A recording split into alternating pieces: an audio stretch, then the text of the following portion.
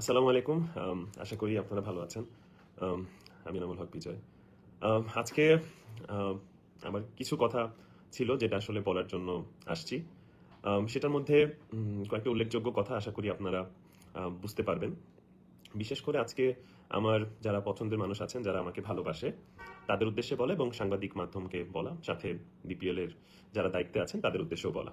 তো আমি আসলে প্লেয়ার মানুষ, এত কমপ্লিকেট করতে চাই না। আমি একদম সোজা সাপটা কথা বলতে চাই যে আসলে আমি আজকে আগের যে লাইফটা আমি করেছি সেটা আসলে দুইটা বিষয়ের উপরে ছিল।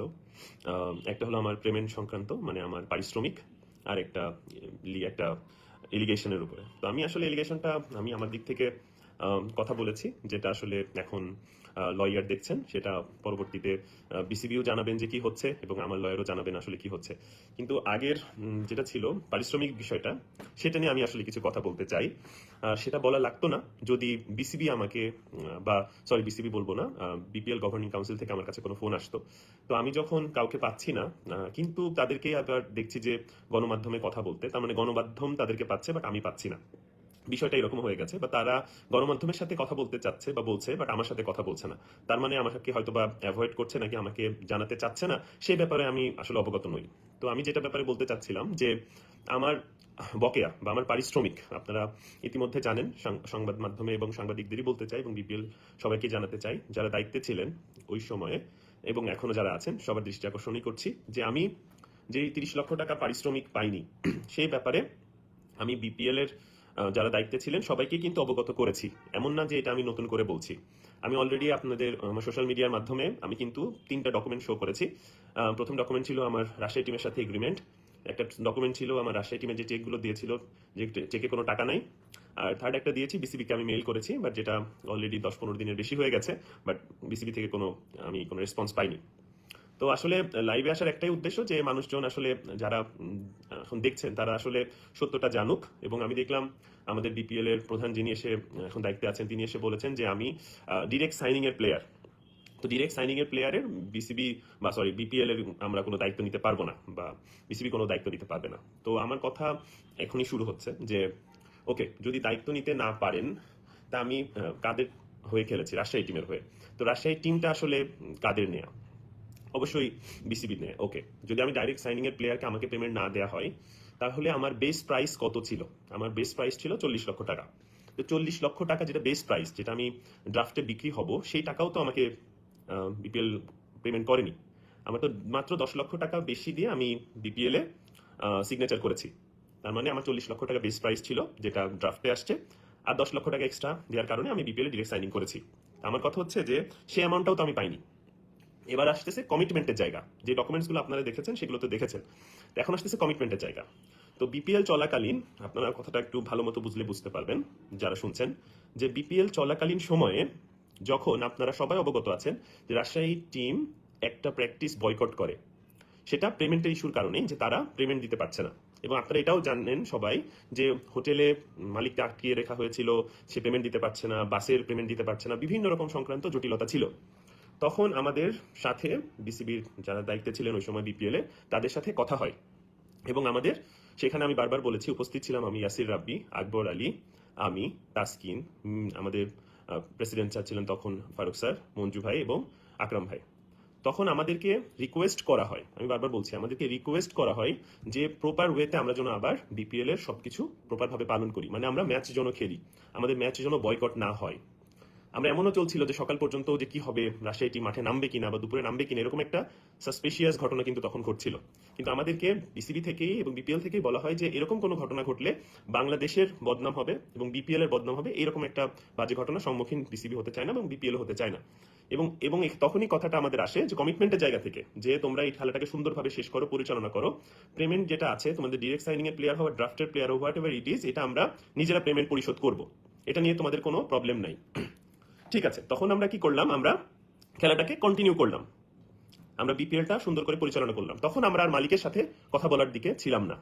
এখন যেহেতু আমি ডিরেক্ট সাইনিং এর প্লেয়ার, বারবার বলা হচ্ছে ওকে ডিরেক্ট সাইনিং এর প্লেয়ারের বিধায় আমি খেলাটা বয়কট করতে চাচ্ছিলাম যে আমি খেলবো না, মালিক আমাকে টাকা না দিলে আমি খেলবো না। এন্ড বিপিএল এ আমাদের টিমে বলতে গেলে তাসকিন আর আমি পারফর্ম করছিলাম। Taskin highest run scorer, Taskin highest wicket taker এবং আমি হাইস্ট রান টেকার অবস্থায় ছিলাম।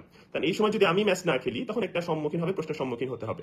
সে কারণে আমাকে রিকোয়েস্ট করা হয়েছে এবং আমি ঠিক আছে বলেছি অবশ্যই আমি বিপিএলটা কন্টিনিউ করবো। বিকজ অফ দ্যাট বিসিবি আমাকে বলেছে, কমিটমেন্ট দিয়েছে যে আমি খেললে বিপিএল এর মানটা ঠিক থাকবে বা আমরা খেললে বিপিএল এর মানটা ঠিক থাকবে, এটাতে আমরা বয়কট করলে বিপিএলটা চরম পর্যায়ে নষ্ট হবে। তো এই কারণে আমরা কিন্তু খেলাটা কন্টিনিউ করেছি। এবার আসতেছে টুইস্টটা হলো যে আমরা যে এলিগেশনের শিকার হয়েছি তা আমরা কিন্তু বিপিএল ইন বিটুইন ম্যাচের মধ্যেই ঘটনাগুলোর ঘটনার কারণে হয়েছে, এরকম ঘটনাই বলা হচ্ছে যে আমরা বিপিএল এর মধ্যে হয়েছে। তা আমরা যদি খেলাটাকেই বয়কট করে ফেলতাম তাহলে তো আমাদের বিপিএলটাই খেলা লাগতো না, কোনো এলিগেশনও আসতো না, কিছুই আসতো না। তো খেলার কারণেই আমাদের এলিগেশন গুলো আসছে, কথাটা এরকম ভাবে হচ্ছে। তো আমার কথা হচ্ছে যে আমরা বিপিএল এ কন্টিনিউ করলাম, বিসিবিতে যে কথাগুলো আমাদেরকে বলেছে কন্টিনিউ করার জন্য খেলাটা আমরা কন্টিনিউ করি এবং আমরা কন্টিনিউ করেছি বিসিবি সবার কথা শুনে। এবং কন্টিনিউ করার পরে এখন যখন যারা দায়িত্বে আছেন তারা যদি এসে বলেন যে ডিরেক্ট সাইনিং এর টাকা আমরা দিব না, তাহলে ব্যাপারটা কেমন দাঁড়ালো? তার মানে কি আমরা ইউজ হলাম? এমন হলো ব্যাপারটা যে ওই সময় আপনারাই বললেন, আমাকে কমিটমেন্ট করলেন যে আমাকে টাকা দেওয়া হবে, আমার পারিশ্রমিক দেওয়া হবে, কিন্তু এখন আপনারা বলছেন 1 বছর পরে এসে জাস্ট বিপিএল এর একদিন 2 দিন আগে আপনারা আমাকেও না টিভি ইন্টারভিউর মাধ্যমে জানানো হচ্ছে যে ডিরেক্ট সাইনিং এর কিসের টাকা? তাহলে ব্যাপারটা কেমন হলো? যদি এটাই হয়ে থাকে তাহলে আমরা কোথায় যাবোটা কোথায়? আমরা কাকে বলবো? মানে মানে এটা কেমন ধরনের আচরণ হতে পারে আমাদের সাথে? এটা তো মেনে নেওয়া যায় না। আমার পারিশ্রমিক, আমি কষ্ট করে বিপিএল কমপ্লিট করেছি, আমি সর্বোচ্চ চেষ্টা করেছি এই টিম নিয়ে ফাইট করার জন্য, আমি বিপিএল এ সেঞ্চুরি করেছি, আমি হাইস্ট রান টেকারের 5ম তালিকায় ছিলাম, আমি সর্বোচ্চ চেষ্টা দিয়ে বিপিএলটা সুন্দর মর্যাদার মাঝে আমি শেষ করেছি।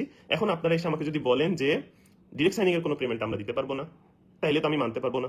কারণ আপনাদের সাথে আমাদের যে কমিটমেন্টটা হয়েছে, কমিটমেন্টের জায়গা তাহলে কথা কোথায় থাকলো? কমিটমেন্ট বলে কিছু নাই এবং আপনারা সেটা অস্বীকার করবেন যে আপনারা আমাকে কমিটমেন্ট দেন নাই। এবং এখন কথা হচ্ছে যে কেউ যদি এসে বলে আমি তো তখন এই গ্রুপে ছিলাম না, আমি তো তখন এই দায়িত্বে ছিলাম না, আমি তো তখন মিডিয়া ডিপার্টমেন্টে ছিলাম বা আমি তখন অন্য ডিপার্টমেন্টে ছিলাম। আমার কথা হচ্ছে যদি ডিপার্টমেন্ট ওয়াইজ চিন্তা করা হয় তো মিডিয়া ডিপার্টমেন্টের মানুষ এসে তো এখন আমাদের বিচার শুরু করতেছে না? তাইলে 2টা চ্যাপ্টার ভাগ হয়ে গেল। পেমেন্টের ইস্যুটা আছে দেখতে পারবে না, কিন্তু আবার লিগাল ইস্যু ইলিগাল ইস্যু যেগুলো আছে সেগুলো নিয়ে কথা বলবে, কিন্তু আবার পেমেন্ট ইস্যু বলতে পারবে না। মানে দুই ভাগ হয়ে গেল, যে এটা নিয়ে উনি কথা বলতে পারবে বাট এটা নিয়ে কথা বলতে পারবে না, বা এটার দায়িত্ব নিতে পারবে, এটার দায়িত্ব নিতে পারবে না। ব্যাপারটা এরকম হয়ে গেল না? এরকম তো হওয়া উচিত না। যদি আপনি দায়িত্ব বুঝেই নেন তাহলে টোটাল বিপিএল এর দায়িত্বটা বুঝে নেন, আগের বছর যা যা ঘটেছে সবকিছু দায়িত্ব বুঝে নেন। আমার কাছে তো আমি অবৈধ কোনো টাকা চাচ্ছি না, আমি যে আমার পারিশ্রমিকটা এবং আপনার যেটা কমিটমেন্ট দিয়েছেন সেই টাকাটাই তো চাচ্ছি। আর এটা এমন বড় অঙ্কের কোনো টাকা নয় আপনাদের কাছে, সেটা আমার কাছে হইতে পারে এটা অনেক বড় অঙ্কের টাকা, কারণ আমি বিপিএল খেলার সময় আমি অর্থ পাইনি। এরপরে বিপিএল এর এই ধরনের আজে বাজে নিউজ যেটা মিডিয়ার মাধ্যমে ছড়িয়েছে এবং ওইটার কারণে আমি প্রিমিয়ার লিগেও সাফারার হয়েছি এবং ওইটার মাধ্যমে এই বছরও আমাকে বিপিএল থেকে দূরে রাখা হয়েছে। তাহলে আর্থিকভাবে আমি আর কত ক্ষতিগ্রস্ত হব? আমার সম্মানহানি হচ্ছে, আমি আর্থিকভাবে ক্ষতিগ্রস্ত হচ্ছি, আমি আসলে যাবোটা কোথায়? সেটা তো আমার উত্তর লাগবে না? তো আমার কথা হচ্ছে যে আপনারা যদি এইভাবে হাইট করেন বা কি বলে বিড়াল আর ইঁদুরের মতো খেলা করেন তাহলে তো আমার কাছে মনে হয় না জিনিসটা সুইটেবল হবে। আমি আমি এখনো বলছি আমি কিন্তু বিসিবির বিপক্ষে না। বিসিবি আমার গার্জিয়ান, এখনো আছে, সারা জীবন থাকবে এবং সারা জীবন ছিল। আমি 3টা জিনিসকে সবসময় রেসপেক্ট করি। একটা হলো আমার পরিশ্রম, আমি যে পরিশ্রম করে এত পর্যায়ে আসছি, আমার সামনে পিছনে কেউ ছিল না, আমি যথেষ্ট পরিশ্রম করে এই পর্যন্ত আসছি এবং একা ফাইট করে এখানে আসছি। সে ভালো খেলছি খারাপ খেলছি হোয়াট এভার। সেকেন্ডটা আমার যত ভালোবাসার মানুষ, আমার ফ্যান বা আমার ফ্যান বলবো না, আমার বন্ধু ভালোবাসা যারা যারা আমাকে পছন্দ করে একটু হলো তারা। দ্বিতীয় হলো বিসিবি আন্ডারে আমি আন্ডার 19 খেলছি, 17 খেলছি, এ টিমে খেলছি, বাংলাদেশ টিমের হয়ে খেলছি, তাদেরকে আমি সম্পূর্ণ মর্যাদা করি। কিন্তু বিপিএল এর যে ইনসিডেন্টটা হয়েছে এটাকে প্লিজ আপনারা একটু আলাদা রাখবেন। এটা নিয়ে আমি মনে করি না যে এটা নিয়ে অন্য কোনো, যেমন আমাকে বিপিএল থেকে আলাদা করা হয়েছে, তো বিপিএল এর পেমেন্ট ইস্যুটাও আপনারা একটু আলাদা করে দেখবেন। আমি না বিসিবির বিপক্ষে না আমি কারোর বিপক্ষে, আমি আমার জন্য ফাইট করছি, আমার আগে পিছিয়ে কেউ নাই। আমার যে 30 লক্ষ টাকা আমি পাই সেটা ডিরেক্ট সাইনিং হোক what ever it is, BCB আমাকে কমিটমেন্ট করেছে বলে আমি বিপিএল খেলাটা কন্টিনিউ করেছি, আদারদের আমি কন্টিনিউ করতাম না। না আমার উপরে কোনো এলিগেশন আসতো না, কিচ্ছু আসতো না যদি আমি খেলাটা কন্টিনিউ না করতাম। ব্যাপারটা তাই, খেলার কারণেই তো এইসব হয়েছে যে বিপিএল খেলা নেই তার কাছে ইলিগেশনই নাই। আমি যেহেতু খেলেছি সে তো আমার ইলিগেশন আসছে, ব্যাপারটা এরকম হয়েছে। আমি যদি নাই খেলতাম ওই সময় ইলিগেশন কোনো কথাই ছিল না। আমার পেমেন্ট যেটা আছে এটা আমি চাই বিসিবিতে যারা সেই দায়িত্বে ছিলেন এবং এখন যারা আছেন আপনারা কথা বলেন, নাহলে আমার সাথে কথা বলেন, আমি আপনাদের সাথে আসি, এসে আপনাদের সাথে কথা বলে জিনিসটা সুন্দর করে পরিশোধ করে দেন। আমি খুব ভালো আছি। আমি যেহেতু কালকে এনসিএল এর ম্যাচে চলে যাব, আমি চাই কালকে আপনারা কথা বলেন, বলে আমাকে জানান যে না আমার পেমেন্টটা আপনারা পরিশোধ করেন। আমি এই দায়িত্বে ছিলাম না, আমি এখন আসছি। আপনি ভাই আগে যে দায়িত্ব ছিলেন এখন যে দায়িত্বে আসছেন আপনি তো বিসিবিতেই আছেন বা বিসিবির দায়িত্বেই আছেন, আপনি সব জানেন, সবকিছু বোঝেন, এখানেই সবাই আছে, এমন না যে সবাই আলাদা চলে গেছে, মঞ্জু ভাইও আছে, আকরাম ভাইকেও পাবেন, ফারুক ভাইকেও পাবেন।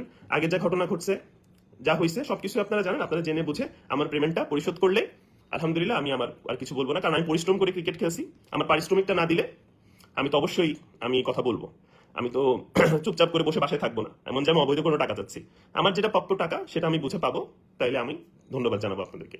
এবং এই কথাটাই আমি যেহেতু তাদেরকে ফোনে পাচ্ছি না, বলার সুযোগ নাই বা আমাকে ডাকাও হয় নাই যে আমি বলবো, আমি ইচ এন্ড এভরি ডকুমেন্টস দেওয়া আছে আমার এই যে আজকে কথা বা বক্তব্য আশা করি আপনারা বুঝতে পেরেছেন। আশা করি আপনারা হেল্প করবেন যেন এটার একটা সমাধান হয়। ধন্যবাদ সবাইকে, ভালো থাকবেন। ইনশাআল্লাহ পরবর্তীতে কোনো বিষয়ে যদি ইনকোয়ারি থাকে অবশ্যই আমাকে বলবেন, আমি অবশ্যই লাইভে এসে দরকার হলে আপনাদেরকে উত্তর দিব।